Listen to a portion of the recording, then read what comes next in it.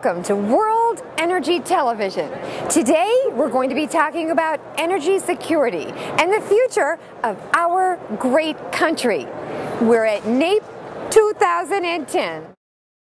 Hello, we're here with Jerry Hodgden from Hodgden Oil Company. And we're so happy to have him here because he's got a rich background. Lots of oil man in Jerry, and we're about to find out about some of it. So Jerry, thanks for coming here today. And let me ask you a question. Just when did you start in the oil business, especially in Alaska? Well, I started in the oil business back in the 1950s, as a matter of fact.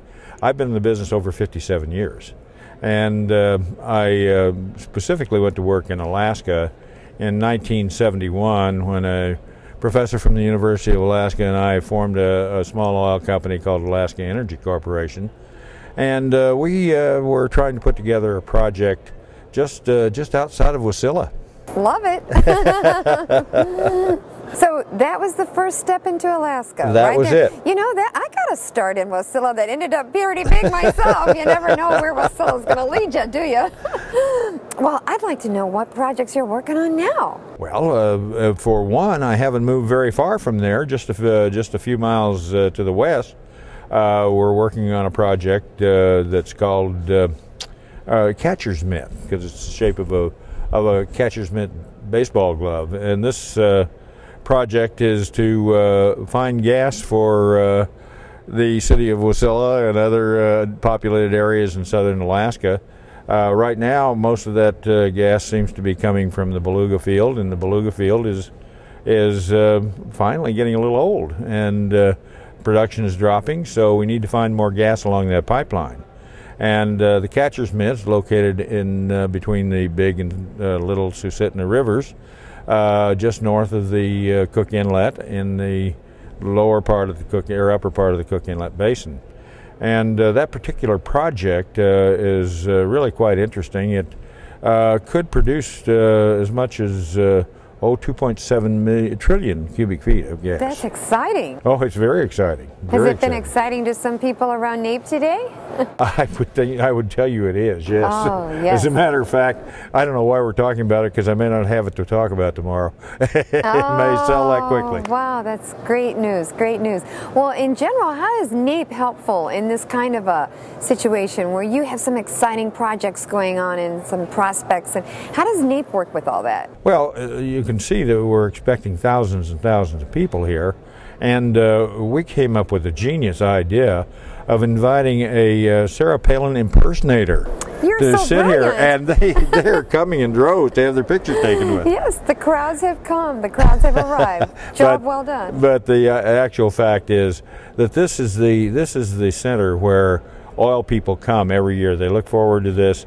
This is where you can be assured that you'll find prospects of every type, and something for everybody here. They're big and small alike, and all the people who are interested in the industry and finding partners and finding good opportunities are coming here for that.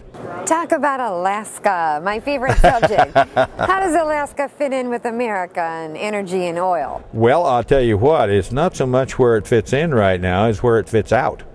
And then I say that because right now there is big opportunity in Alaska that we haven't had for years, and that is new tax incentives that they have there. The state of Alaska is now offering tax incentives for exploratory wells. All of your exploratory expenses, including the seismic and geological work and the drilling, and if you hit, you can use those tax incentives up to 65% of the costs you spent. Right back to you. Coming right back to you against the production. If you don't hit, if you horribly drill a dry hole, you can still sell them back to the state for 100% of face value. And furthermore, if you can't sell them to the state or didn't want to sell them to the state, you can sell them to any other operator that has production there to use them against. Boy, that Alaska, they just have such good governors and governorships and government laws. Isn't it great? Well, I will hand it to Sarah. She did some of that. She did a lot of it, but our present governor up there is a good man too, and has really done a lot to help as well. Well, we hope that Alaska can keep paving the way for the lower 48 for some of those great laws and regulation breakers. Well, you see right now the United States as a whole is probably doing the opposite. There's talk about losing some of our incentives and tax allotments, but Alaska's acting independently and putting its own on in order to attract the business that they want to come. I knew I loved that 10th Amendment.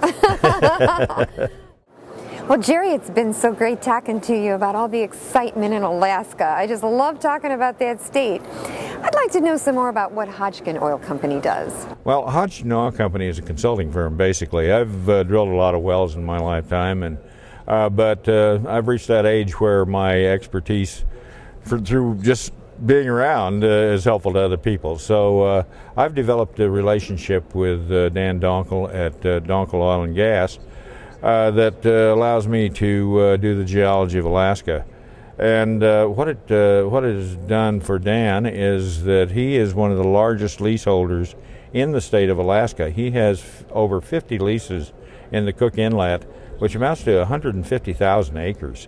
And hardly anybody comes near that. And so those leases are all selected by people like myself on good geological leads and all of the knowledge that goes the leading behind. Technology. That's right. And what it boils down to is that he also has started working in North Slope, and he has a project up there called the Stinson Project. And the Stinson field was actually discovered in 1990 by ARCO, but it was never produced. There wasn't pipeline facility to get the product out. It's just north of Anwar, which makes it a little difficult since you can't be operating from onshore at that particular position. But very rich. But we're in the offshore portion on the Barrow Arch, and we're only a half a mile from the giant Point Thompson field that was just put together by Exxon, or just their leases are just being developed, and so as a result, we think we're in a very rich territory with a brand new opportunity to get to the pipelines.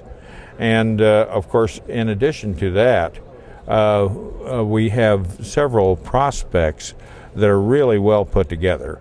Down in the Cook Inlet, we have a prospect called the Harriet Point Prospect that's located on the the west side of the Cook Inlet.